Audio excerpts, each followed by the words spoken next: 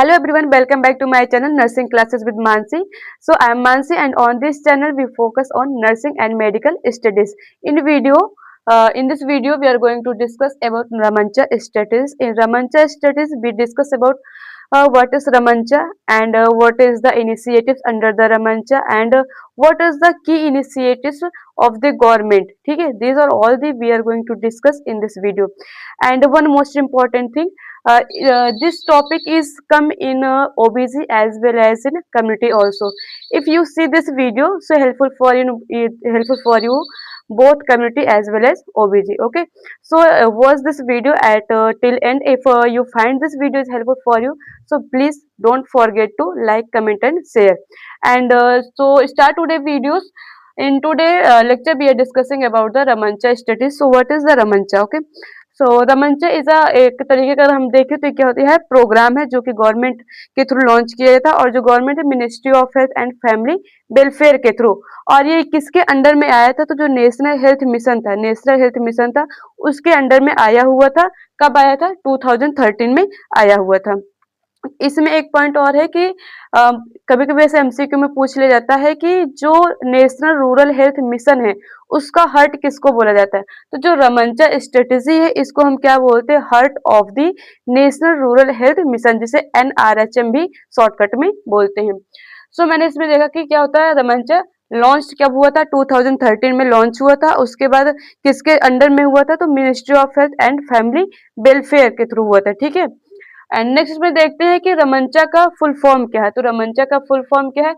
First are means क्या होता है reproductive health and M maternal health and N newborn health C child health A adolescent health this are all the full form of the रमंचा। Okay, so firstly we will see रमंचा में R जो है reproductive health में कौन कौन से ऐसे इनिशिएटिव्स आई थी किसके थ्रू गवर्नमेंट थ्रू मीन्स इसमें कौन कौन से इंटरवेंशन प्रोवाइड किए गए थे। तो जो रिप्रोडक्टिव हेल्थ का सिंपल सा मतलब होता है कि safe and healthy as well as responsible reproductive life of individual as well as couple को प्रोवाइड करना और या फिर उसको हम बोल सकते हैं प्रमोट किया जाता है। मीन्स जो कपल्स हैं या फिर जो किसी भी इंडिविजुअल जो पर्सन है उसकी जो लाइफ है कैसे एक responsible reproductive safe and healthy life style provide करना। तो ये होता है रिप्रोडक्टिव हेल्थ। अब इसमें क्या क्या इंटरवेंशंस प्रोवाइड किए गए हैं गवर्नमेंट्स के थ्रू। इसमें सबसे पहले आता है हमारा क्या family planning services. Family planning services में क्या होता है लाइक जो बहुत सारे ऐसे कॉन्ट्रासेप्टिव्स आ गए हैं जो कि प्राइवेट आप खुद तो जाकर के ले भी सकते हैं। उसके साथ साथ क्या है कि इसमें गवर्नमेंट खुद फ्री ऑफ कॉस्ट प्रोवाइड करती है। ठीक है, तो इसमें ये पहला पॉइंट आ गया फैमिली प्लानिंग सर्विस। नेक्स्ट क्या है इसमें prevent and treatment of RTI as well as STI। RTI means reproductive tract infection and STI means sexual transmitted infection. Family planning services में मैंने बताया कि इसमें क्या होता है कॉन्ट्रासेप्टिव्स क्या गवर्नमेंट के थ्रू प्रोवाइड जो कॉन्ट्रासेप्टिव्स होते हैं उसके थ्रू हम क्या कर सकते हैं जो RTI है और जो STI है रिप्रोडक्टिव ट्रैक्ट इन्फेक्शन एंड जो सेक्सुअल ट्रांसमिटेड इन्फेक्शन है उसको हम रोक सकते हैं। ठीक है, नेक्स्ट इसमें हम देखते हैं कि क्या पॉइंट है। नेक्स्ट इसमें जो इंटरवेंशन किया था वो क्या था safe abortion services. Safe abortion services में क्या है कि मीन्स जो MTP अगर आपको पता हो तो MTP एक इसी चैप्टर में आएगा। इसके बाद जो भी वीडियोस आएंगे इस नेक्स्ट वीडियोस में हम MTP को डिस्कस करें। MTP क्या होता है मेडिकल टर्मिनेशन प्रेगनेंसी।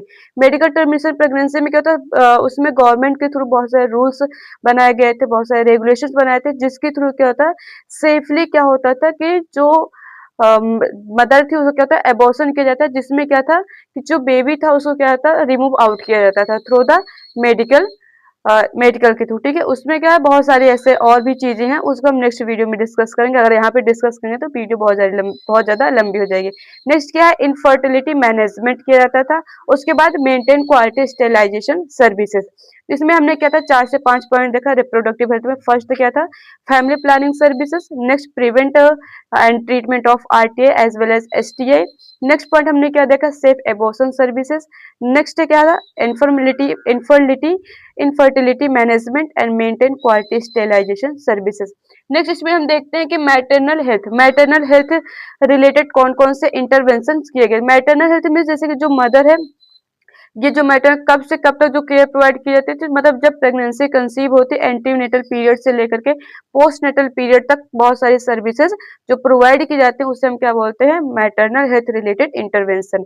इसमें क्या आता है, जैसे सबसे पहला पॉइंट आता है अर्ली रजिस्ट्रेशन ऑफ प्रेगनेंसी। अगर हम इसमें मैटरनल हेल्थ की बात करें तो इसमें सबसे पहला पॉइंट हमारा क्या आता है, maternal registration, sorry early registration of pregnancy mean जब प्रेगनेंसी कंसीव होती है दैट टाइम क्या होता है कि अर्ली से मतलब जितना जल्दी हो सके प्रेगनेंसी में जाकर रजिस्ट्रेशन करना होता है। क्यों? क्योंकि उसके बाद क्या होता है, बहुत सारे चेकअप्स होते हैं, उसके बाद इसमें बहुत सारी चीजें फाइंड आउट की जाती है, कहीं प्रेगनेंसी जो हाई रिस्क तो नहीं है, ये सारी चीजें फाइंड आउट करने के लिए। नेक्स्ट क्या है इसमें, नेक्स्ट पॉइंट आता है मिनिमम फॉर एंटीनेटल चेकअप्स। जो गवर्नमेंट है उनके थ्रू ये लॉन्च किया गया कि जो एंटीनेटल मदर है एज वेल कम से कम कितने 4 एंटीनेटल चेकअप्स होने चाहिए, मीन्स 4 एंटीनेटल विजिट होने चाहिए। नेक्स्ट पॉइंट क्या था, iron and folic acid supplementation. जो मदर थी, मदर को आयरन और फोलिक एसिड सप्लीमेंटेशन को जो सप्लीमेंट्स है वो प्रोवाइड किए जाए, जिसकी वजह से जो लाइक न्यूट्रिशन डिफिशियंसी रिलेटेड जो भी कंडीशंस क्रिएट होती है वो न हो लाए, जैसे कि एनीमिया हो गया। एनीमिया को बहुत ज्यादा केसेस ऐसे देखे जा रहे थे कि ड्यूरिंग प्रेगनेंसी क्या हो रहा था कि एनीमिया के चांसेस बहुत ज्यादा हो रहे थे, जिसकी वजह से उसका इफेक्ट मदर पर भी देखने को मिलता था और उसके साथ साथ जो फीटस था उस पर भी देखने को मिलता था। नेक्स्ट हम इसमें देखते हैं कि स्किल्ड बर्थ अटेंडेंस। देखो स्किल्ड बर्थ अटेंडेंस का मतलब होते हैं जैसे कि जब ये रमनचा स्टडीज नहीं आए थे उसके पहले क्या था, बहुत से मतलब जो विलेज में क्या था, जो डिलीवरी कंडक्ट कराई जाती तो विलेज में ही कराई जाती, किसके थ्रू कराई जाती थी, तो जो उनको बोलते थे दाई, दाई रहती थी जिनके थ्रू क्या कहता था, जो क्या किया जाता था, डिलीवरी कंडक्ट कराई जाती थी। लेकिन क्या किया था, देखो वो डिलीवरी कंडक्ट तो कराई जाती थी, कराती थी, लेकिन उनके पास क्या बोलते हैं, सिर्फ एक्सपीरियंस के बेस पर, ठीक है, एक्सपीरियंस उनको था, लेकिन उनको क्या बोलते हैं, एक साइंटिफिक नॉलेज उनको नहीं था। इसलिए क्या हुआ था कि जो कुछ मतलब जो जैसे कि एएनएम्स हो गई या फिर ऐसा जो भी जो दाई थी उनको क्या होता, एक स्किल मतलब उनको एक स्किल प्रोवाइड की जाने लगी कि अगर हाँ किस तरीके से हम इजिली मतलब जो मैटरनल मोर्टेलिटी रेट है या फिर जो नियोनेटल मोर्टेलिटी रेट है उसको हम कम कर सकते हैं। तो उसके लिए क्या है, जो दाई थी उनको क्या किया गया, ट्रेंड किया गया, जिसको हम क्या बोलते हैं, स्किल्ड बर्थ अटेंडेंस, ठीक है। नेक्स्ट क्या है, post natal care. Post natal care क्या होता है कि आफ्टर डिलीवरी, जब डिलीवरी हो गई तो डिलीवरी के बाद जो विद इन 42 डेज का टाइम ड्यूरेशन होता है उसमें जो केयर प्रोवाइड की जाती है उसे बोलते हैं पोस्ट नेटल केयर, ठीक है। तो हमने इसमें मैटरनल हेल्थ रिलेटेड इंटरवेंशन में हमने क्या था, 5 पॉइंट्स देखा। पहला क्या था, early registration of pregnancy. Next हमने क्या देखा, मिनिमम 4 एंटीनेटल विजिट होनी चाहिए। उसके बाद iron and folic acid supplementation होना चाहिए। नेक्स्ट पॉइंट क्या देखा हमने, skill birth attendance and last हमने क्या देखा, पोस्ट नेटल केयर। अब हम देखते हैं नेक्स्ट क्या, new born health related intervention. Means अगर किसी बेबी का बर्थ हुआ है तो उस टाइम पे कौन कौन से इंटरवेंशन किए गए गवर्नमेंट्स के थ्रू। सबसे पहले क्या था, essential newborn care. Essential newborn care का मतलब होता है जब बेबी बर्थ होता है तो दैट टाइम क्या होता है कि नीड होती है कि एक एसेंशियल केयर प्रोवाइड किया जाए। मीन्स किस तरीके से कॉर्ड को क्लैंप करना है और उसके बाद उसको बेबी को लाइक जैसे होता है समटाइम्स ऐसे होता है लाइक सक्शनिंग करना हो गया, ये सारी चीजें किसमें आती है, एसेंशियल न्यूबॉर्न केयर में आती है। नेक्स्ट हम इसमें देखते हैं, next point, neonatal resuscitation. Neonatal resuscitation क्या होता है, समटाइम्स क्या होता है जब बेबी डिलीवर होता है, उस डिलीवर होता है या फिर उससे पहले भी अगर जो उस टाइम क्या होता है बेबी लाइक जैसे कि म्यूकेनियम एस्पिरेट कर लिया, तो म्यूकेनियम जो एस्पिरेट कर रहता है तो उसमें क्या ब्रीदिंग डिफिकल्टी होता है या समटाइम्स ऐसा होता है बेबी क्राई नहीं करता है, तो उस टाइम पे क्या होता है रिसक्सिटेशन मीन्स क्या होता है, उसमें सक्शनिंग की जाती है। इसमें सबसे पहले ओरल सक्शनिंग करना होता है, देन आफ्टर नेजल सक्शनिंग करना होता है, ये इसका प्रोसेस होता है। जो न्यूनेटल रिसक्सिटेशन है ऑलरेडी खुद में एक टॉपिक है, ठीक है। तो यहाँ पर सिर्फ इतना इसका इंट्रो ही मैं दे रही हूँ। नेक्स्ट इसमें देखते हैं केएमसी। केएमसी क्या होता है, kangaroo mother care. Kangaroo mother care जैसे कब जब बेबी प्री टर्म में अगर लाइक प्री टर्म में बेबी डिलीवर हो गया या फिर बेबी जब डिलीवर हुआ तो उसका जो वेट था 2.5 केजी मीन्स जो नॉर्मल वेट होता है उससे क्या है कम है दैट टाइम, या फिर हाइपोथर्मिया के केसेस में भी केएमसी प्रोवाइड किया जाता है मीन्स कंगारू मदर केयर। अब कंगारू मदर केयर में होता क्या है कि जो बेबी होता है बेबी के जो टेम्परेचर को बॉडी टेम्परेचर होता है उसको प्रॉपर मेंटेन करने के लिए प्रोवाइड किया जाता है। अब जो केएमसी प्रोवाइड करता है इसके लिए नर्सेज भी प्रोवाइड कर सकती हैं, जो मदर होती है वो भी प्रोवाइड की जाती कर सकती हैं, या फिर एज वेल अगर कोई फैमिली मेंबर है उसको हम ट्रेंड कर देते हैं, बता देते हैं कि हाँ किस तरीके से केएमसी किस तरह केएमसी पोजीशन लेना है और कितने टाइम तक हमें उसको केएमसी देना है, उसको अगर हम बता दें कोई नॉर्मल जो फैमिली मेंबर रहता है वो भी केएमसी केयर कर सकता है। नेक्स्ट हम देखते हैं management of low birth weight. अभी मैंने बताया ना कि केएमसी जो होता है, केएमसी में के अंदर अगर लो बर्थ वेट बेबी हुआ तो उसको भी हम क्या कर सकते हैं, मैनेज कर सकते हैं। नेक्स्ट इसमें क्या आता है, establish special newborn care unit. तो जो स्पेशल जिसे हम बोलते हैं स्पेशल न्यूबॉर्न केयर यूनिट का मतलब होता है लाइक कोई क्रिटिकल कंडीशन से बेबी क्या हुआ, डिलीवर हुआ और उसके बाद क्या हुआ, कोई क्रिटिकल कंडीशन थी, उस टाइम पे क्या होता है, बेबी को रेफर किया जाता है स्पेशल न्यूबॉर्न केयर यूनिट पे, जहां पर क्या होता है, बेबी को केयर प्रोवाइड की जाती है। नेक्स्ट इसमें हमने क्या देखा, 4 से 5 पॉइंट देखे न्यूबॉर्न हेल्थ में। न्यूबॉर्न हेल्थ रिलेटेड इंटरवेंशन, पहला क्या था, essential newborn care. Next neonatal resuscitation, KMC हमने देखा। उसके बाद हमने क्या था, management of low birth weight. And next और लास्ट पॉइंट हमने क्या देखा, establish special newborn care unit. इसके बाद इसमें हम देखते हैं next child health related intervention. तो चाइल्ड हेल्थ रिलेटेड इंटरवेंशन, अब जब बेबी डिलीवर हो गया तो उसको कौन कौन से केयर की नीड होती है। सबसे पहला पॉइंट हमारा क्या था, इम्यूनाइजेशन। अगर इम्यूनाइजेशन हो रहा है तो हमें ये चीज देखना होता है कि वो टाइमली हो रहा है कि नहीं। जो मदर्स हैं या जो फैमिली है वो इम्यूनाइजेशन को लेकर के अवेयर है कि नहीं, क्योंकि बहुत ऐसा होता है जब बेबी डिलीवर होता है, जब तक वो हॉस्पिटल में है वहां पर उस टाइम पे तो जो भी मेडिकेशन या फिर जो भी इम्यूनाइजेशन होता है वो तो हो जाता है, बट देन आफ्टर हमें जो फैमिली मेंबर्स होते हैं या जो मदर होते हैं उसको एजुकेट करना होता है कि हाँ कब कब हमें इम्यूनाइजेशन के लिए आना है। तो उनको हमें प्रॉपर अवेयर करना होता है, जिसकी वजह से होता है जो बेबी होता है प्रॉपर इम्यूनाइज्ड हो सके। उसके बाद इम्यूनाइजेशन में ये भी देखा जाता है कि जो वैक्सीन है वो प्रॉपर तरीके से स्टोरेज हो रहा है कि नहीं, मीन्स उसका प्रॉपर उसका जो टेम्परेचर है, जो उस टेम्परेचर पे वो वैक्सीन मेंटेन करके स्टोर की जा रही है या फिर नहीं की जा रही है।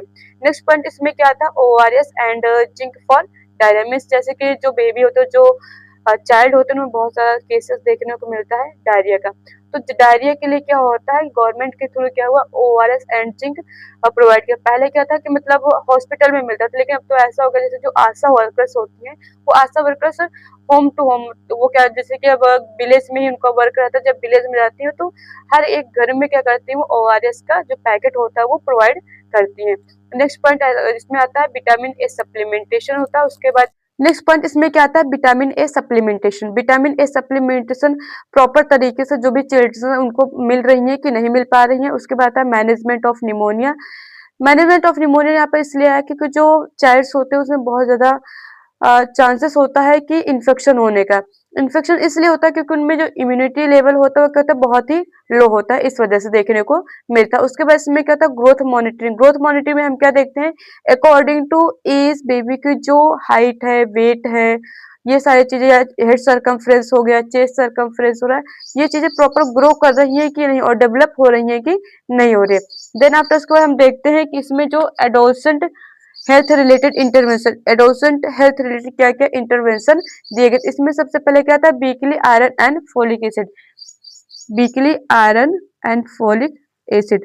Weekly iron and folic acid का मतलब सिंपल सा है कि जो एडोलसेंट गर्ल्स हैं उनको क्या हुआ कि इस एज में बहुत ज्यादा देखने को मिलता है, वो जो ग्रोथ होता है, जो डेवलपमेंट होता है बहुत रैपिडली देखने को मिलता है, जिसकी वजह से उनको नीड होती है एक्स्ट्रा न्यूट्रिशन को, न्यूट्रिशन के। तो एक्स्ट्रा न्यूट्रिशन के फॉर्म में क्या होता है, गवर्नमेंट के through iron and folic acid provide किया जाता है।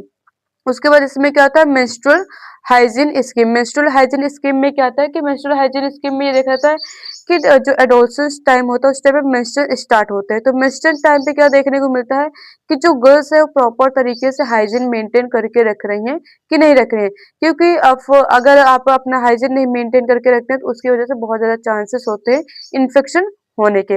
नेक्स्ट इसमें क्या आता है हमारा, counselling services. Counselling service simple सा है, वैसे तो हर एक एज ग्रुप के जो होते हैं उनको नीड होती है काउंसलिंग की, बट एडोलसेंट एज में बहुत ज्यादा नीड होती है because of the most of the chances the जो बच्चे होते हैं वो इस एज में क्या होते हैं, एक जो इस पाथ पे जा रहे हैं उस अगर उनको उस चीज को अचीव नहीं कर पाए, अगर वो अपने जो एम होता है उस एम को जब अचीव नहीं कर पाते हैं वो, तो एक क्या होता है, एक वे से दूसरे वे में गलत वे में जाने के चांसेस रहते हैं। उसके साथ साथ क्या होता है कि यहाँ पर ये डिपेंड करता है कि जो चाइल्ड्स है उनका लाइक जो इन्वायरमेंट कैसा है, फैमिली इन्वायरमेंट कैसा है, ये सारी चीजें इसमें देखी जाती हैं। उसके बाद इसमें एडोलसेंट हेल्थ रिलेटेड इंटरवेंशन में आता है लास्ट पॉइंट आता है RKS के, राष्ट्रीय किशोर स्वास्थ्य कार्यक्रम। ठीक है, तो जो ये एडोलसेंट जो भी चिल्ड्रंस थे उनके लिए एक प्रोग्राम चलाया गया था, कौन सा था, राष्ट्रीय किशोर स्वास्थ्य कार्यक्रम। तो ये हमने देखा कि रमंचा क्या होता है, इसका हमने फुल फॉर्म देखा, reproductive, R means reproductive health होता है, उसके बाद एम मीन्स मोटर जो मैटरनल हेल्थ होता है, N newborn health, C child health and A adolescent. उसके बाद हमने इसमें क्या देखा कि गवर्नमेंट्स के थ्रू कौन कौन से इंटरवेंशंस चलाए गए इन सब के लिए, ठीक है। अब इसमें इसी में आता है रमंचा के ही अंदर आता है कुछ प्रोग्राम्स चलाए गए थे, लाइक जैसे कि जिसकी इसमें हेडिंग बोल सकते हैं कि गवर्नमेंट इनिशिएटिव अंडर रमंचा। रमंचा के अंदर गवर्नमेंट में कौन कौन से इनिशिएटिव्स दिए गए। तो सबसे पहले हम इसमें देखो प्रोग्राम तो इसमें बहुत सारे आते हैं, 5 to 6 प्रोग्राम्स मैंने यहाँ पर लिया है जो कि बहुत ही क्या है, कॉमन है, बहुत ज्यादा इंपॉर्टेंट है। तो हम प्रोग्राम का सिर्फ हम मेन ऑब्जेक्टिव क्या है वो देखेंगे, और उसके बाद वो किस ईयर में लॉन्च हुआ, किसके थ्रू लॉन्च हुआ था, तो ये चीजें हम देखने वाले हैं प्रोग्राम में। तो सबसे पहला प्रोग्राम जो आता है JSY जननी सुरक्षा योजना। जननी सुरक्षा योजना से ही पता चल रहा है, जननी मिस माँ, माँ को क्या बोलते हैं, जननी भी होता है। अगर पर्यायवाची पढ़ा होगा जिसे सिनोनिम्स बोलते हैं, अगर वो पढ़ा होगा आपको तो पता होता है कि जननी मिस माँ मिस क्या होता है, सिंपल सा कि जो मदर्स हैं उनके लिए प्रोग्राम चलाया गया था, जिसमें क्या था कि जो मेन ऑब्जेक्टिव तो क्या था, जो मैटरनल मोर्टेलिटी रेट है और जो इन्फेंट मोर्टेलिटी रेट है उसको रिड्यूस करना। कब लॉन्च किया गया था, कि 2005 में लॉन्च किया गया था, किसके थ्रू, में गवर्नमेंट ऑफ इंडिया के under the ministry of health and family welfare के थ्रू। नेक्स्ट प्रोग्राम कौन सा था, JSSK। JSSK का मतलब होता है जननी शिशु सुरक्षा कार्यक्रम। जननी शिशु सुरक्षा कार्यक्रम, यहाँ पर क्या है, जननी भी है, उसके बाद सुरक्षा शिशु भी है, मतलब जो मदर्स हैं और जो क्या बोलते हैं चाइल्ड्स हैं, दोनों को केयर प्रोवाइड करना, कैसे, completely free of cost care provide की जाती थी। कब लॉन्च हुआ था ये जननी शिशु सुरक्षा कार्यक्रम, तो 2011 में ये लॉन्च हुआ था, किसके थ्रू हुआ था, गवर्नमेंट ऑफ इंडिया के through under the ministry of health and family welfare. Next program क्या है, थर्ड आता है हमारा मिशन इंद्रधनुष। तो मिशन इंद्रधनुष में क्या था कि ये 2014 में आया हुआ था, और इसका मेन जो मोटो था ये था कि जो इम्यूनाइजेशन है, एटलीस्ट मोर देन 90% कवरेज, जो भी चाइल्ड्स हैं उनको मोर देन 90% कवर किया जा सके और इम्यूनाइज किया जा सके। मीन सिंपल सा, increase full immunization coverage more than 90%। Next हमारा कौन सा प्रोग्राम आता है, ला क्वेश्चन प्रोग्राम। जो ला क्वेश्चन प्रोग्राम था ये किस लिए था, कि मीन्स लेबर रूम में या फिर बोले तो maternity OT, maternity operation theatre, ठीक है, मैटरनिटी ऑपरेशन थिएटर में और लेबर रूम में जो भी केयर प्रोवाइड की जा रही है वो इफेक्टिव केयर प्रोवाइड की जाए, ठीक है। अब इफेक्टिव और क्वालिटेटिव केयर रहेगी तो उसकी वजह से क्या होता है, जो मैटरनल मोर्टेलिटी रेट होती है वो कम होगी। तो ये कब आया था, तो 2017 में आया हुआ था। नेक्स्ट इसमें हम देखते हैं RKSK। RKSK क्या होता है, हमारा किशोर राष्ट्रीय किशोर स्वास्थ्य कार्यक्रम। जो राष्ट्रीय किशोर स्वास्थ्य कार्यक्रम है 2014 में आया था, कि मतलब जो किशोरावस्था में बहुत एडोलसेंस जो गर्ल्स होती हैं उनमें बहुत सारी प्रॉब्लम्स, लाइक बहुत सारे हेल्थ रिलेटेड इश्यूज देखने को मिलते हैं, तो वो सब जो भी हेल्थ रिलेटेड इश्यूज है उनको क्या करने के लिए, कम करने के लिए ये RKSK प्रोग्राम लॉन्च किया गया था, कब, 2014 में। नेक्स्ट इसमें आता है RBSK।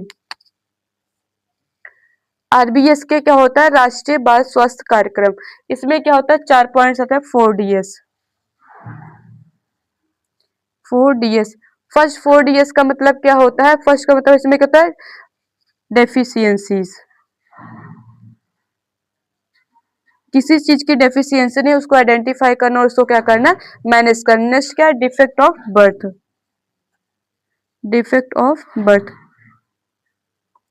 मीन्स ड्यूरिंग जब बर्थ होता है उस टाइम पे किसी भी तरीके की कोई एबनॉर्मेलिटी तो नहीं थी, अगर एबनॉर्मेलिटी उसको फाइंड आउट करना और मैनेजमेंट करना आता है। Development delay,